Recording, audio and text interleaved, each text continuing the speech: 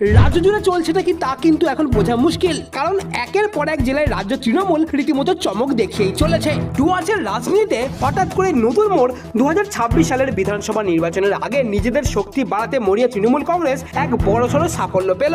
CPIM এবং BJP থেকে প্রায় 40 জন কর্মী সমর্থক আজ যোগ দিলেন শাসক দল তৃণমূলে। এদিন রাতে মাটিয়ালি ব্লকের বিধাননগর গ্রাম পঞ্চায়েতের মুন্সিধুরা এলাকায় এই যোগদান পর্ব সম্পন্ন হয়েছে। জানা যাচ্ছে এই যোগদানকারীরা 11টি পরিবারের সদস্য। স্থানীয় নেতৃত্ব তাদের হাতে দলীয় পতাকা তুলে দেন। এর মধ্যে ছিলেন জেলা পরিষদের সদস্য মুশমিতা কালান্দি এবং রেজাউল বাকি। মাটিয়ালি পঞ্চায়েতের সমিতির সভাপতি হাসান হাবিবুল হোসেন সহ আরো অনেকেই আজ তৃণমূলে যোগদান করেছেন।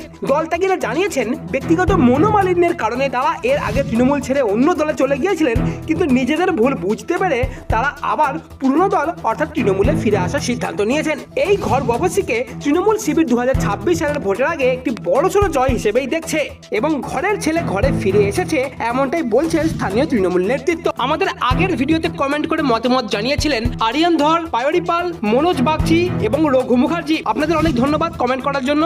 আপনি আপনার এই বিষয়ে আপনার অভিমত অবশ্যই আমাদের কমেন্ট বক্সে লিখে জানান। ভবিষ্যতে বিধানসভা ভোট সম্পর্কিত যে কোনো আপডেট সবার আগে পাওয়ার জন্য অবশ্যই এই চ্যানেলটিকে সাবস্ক্রাইব করে নিন এবং এই ভিডিওটিকে অবশ্যই একটি লাইক দিয়ে দিন।